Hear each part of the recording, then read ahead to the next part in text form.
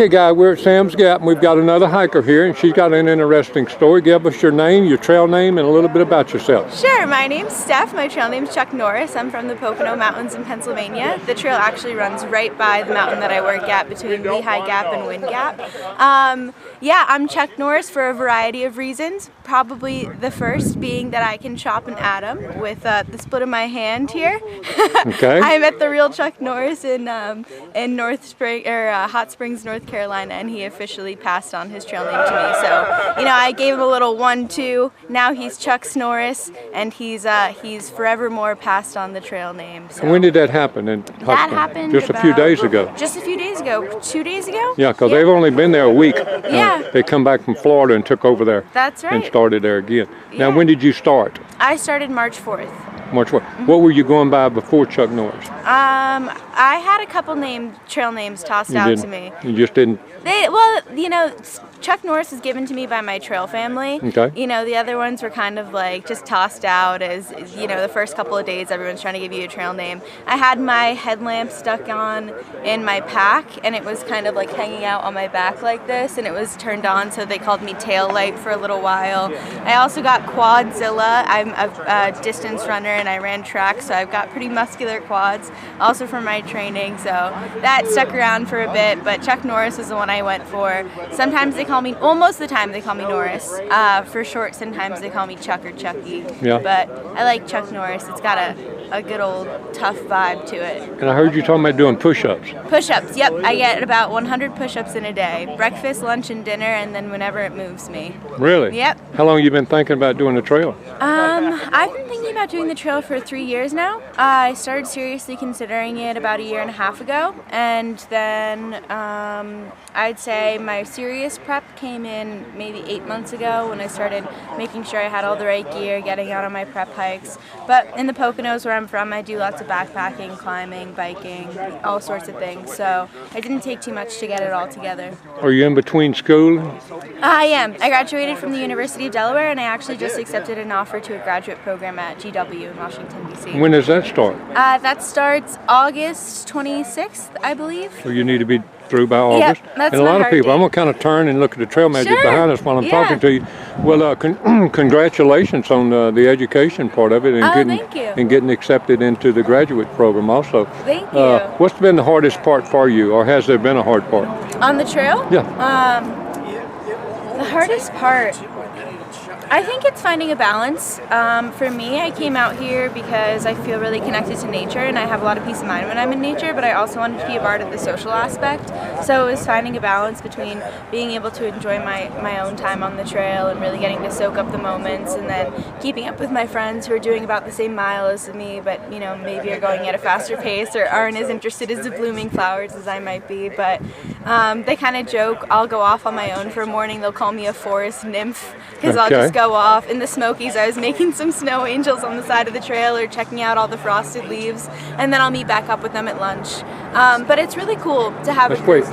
Let this car go by. Sure. I want to make sure they hear everything you say, because you're very interesting, and I can tell just being here with you for a few minutes that you're really enjoying this experience. Oh, it's been great, and I have the 3 other guys I've been hiking with. We've stuck together since before the Smokies. I met one of my hiking partners on my first night here, and I think that's been a really great part because we kind of keep each other laughing throughout the day, motivated. We joke about the hard stuff, and it makes everything kind of smooth sailing. You want to share their names? Sure.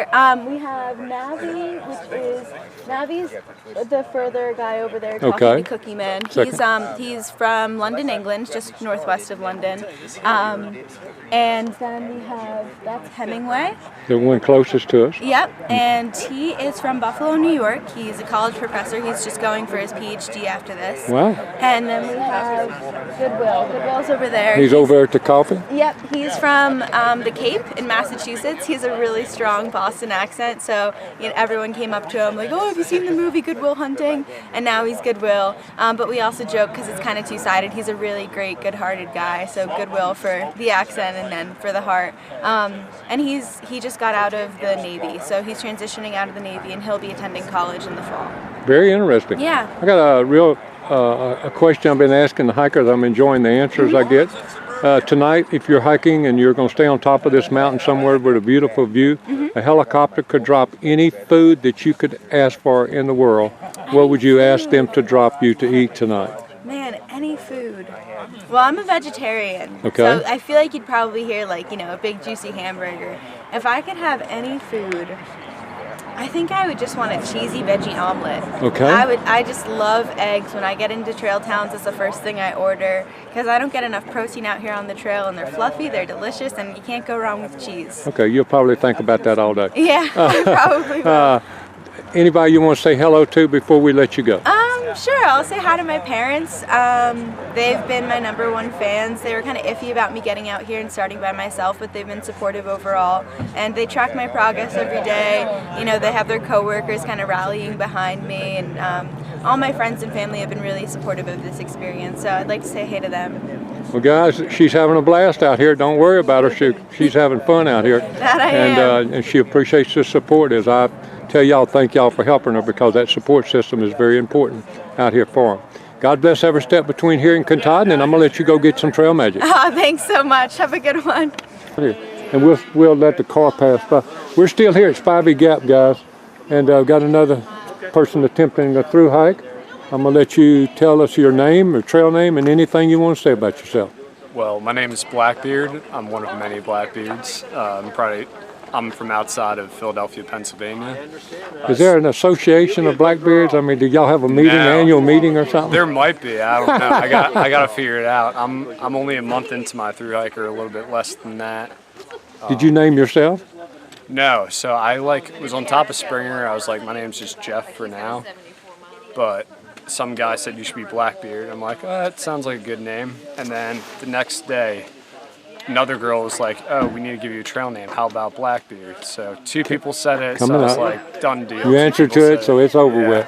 You got that taken care of. Yeah, and then I started, telling people I was Blackbeard, and that was pretty much the case. I usually ask everybody, when did you start thinking about ever doing a through hike? I was in Scouts, so probably when I was like 12 years old, but it didn't become a real thing until about like 2 years ago. Are you in between jobs or school or what? Just graduated from Virginia Tech in December. What you gonna be? What you gonna do? I actually am very lucky to have a job with this company after I graduate, or after I finish the trail. Well, that's good. Yeah, I got it all. Life's pretty good right now. Well, that's great. That's great. Brothers or sisters? I have an older sister. She lives in Nashville. We live in Nashville, out of Nashville. What she think about brother being out here? She's definitely supportive of it. My entire family's supportive, which is awesome to have. She was going to try to come, pick me up and give me some trail magic and spend the night up by Franklin, but she got a little sick. But hopefully I'll see her up in Pennsylvania, where I'm from. Well, you come out here at a good time because you're getting trail magic, getting your hamburger cooked. I keep watching him. When he gets it done, I'm going to make sure I let you go. Yeah. Now, you're doing big miles. You told me you did 23 yesterday? 23 yesterday, 20 the day before, but I'm just starting to pick it up. I was doing like 15 to 18 before that. Okay, Blackbeard. Yeah. Everything working good for you? No blisters or anything? I'd never get blisters, but there's always something that's hurting. Yeah, a shoulder, an ankle, a knee, or foot, or what? No matter what, it lasts about 2 days, then it goes away. So. Right. My wife, when she threw hiking in 2014, she said, "You have pain somewhere, it just moves around." Yep. Somewhere it's moving around. So it's what you thought it would be, Blackbeard. Your thoughts before you hiked, and now that you're this far ahead, is it kind of what you were thinking? I've done a lot of section hiking before, but this is completely different. And tell me the main difference. Is it the idea that you know you've got so far to go, and on a section hike you know the end already? Yeah, the mentality of it's definitely different. When you're section hiking, you can hike 10 miles, cook up a good dinner, and hang out, especially when you're with friends. This one, I've made plenty of friends, but it's never ending, and you don't have a home base. You can't just run back to the car. So. Can't see Katahdin yet. Yeah, I got a while to go. I'm going to let you go because I think he's getting your hamburger close. You want to say hello to anybody before I let you go? Just hi, Mom and Dad, and Becky, my sister. Thank you, and God bless every step between here and Katahdin. Appreciate it. Hey guys, we're here at Sam's Gap. We're still here at Sam's Gap. I called another hiker, and he's on Trail Journals, I believe. Or where are you at? On Trail Journals. Trail Journals, yeah. And give us your name and trail name. Trail Journal's name is Norris, but it's AKA Father Time because out here they call me Father Time. And why did they call you that? I'm curious of how you got that. Basically because I didn't care about the time it took to do this. I don't wear a watch. I don't really care what time of day it is or even what day it is. So Okay. the kid called me something to do with time, and I was so old he called me Father. Father Time. And it kind of stuck. Okay. How long have you been thinking about doing it, Father Time? At least 3 years. 3 years. Yeah. Are you retired? I just retired end of January. Okay.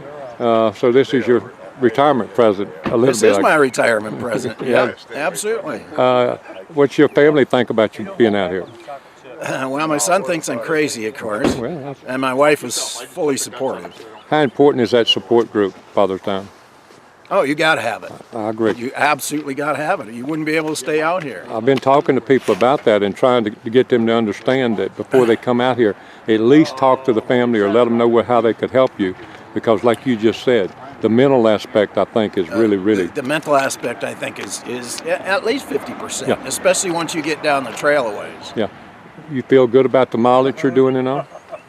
You know what, for an old guy, yeah, I'd like to have done a little bit more, and I'm going to have to pick it up a little bit, but it'll come in time. You got new shoes, I see? Just got new boots yesterday. The first pair only lasted 300 miles, but that's Well, okay. I that's- got plenty more home. That's almost average. My wife did about 400 on her Really? things. Really? Well, All your gear working good, Father my Time? gear is working good. I haven't had to switch anything out yet, so Anything, if you went back and started today versus when you started, would you change anything? yeah, I retired a year earlier. I like the answer. I like that answer. You want to say hello to anybody back there before we let you go? Just hey to everybody that's out there. Okay. That's I've met, that I've seen, all great people out here. My wife. And if somebody's thinking about doing it next year, give me one piece of advice you would tell them. It's hard, so make sure you're just prepared really mentally for the weather and the hike itself. It's harder than I thought it would be, and I was fit Okay. for a 65-year-old guy. So it's no joke out here, but it's a lot of fun too. God bless every step between here and Katahdin. Thank you for sir. taking a minute. Appreciate it.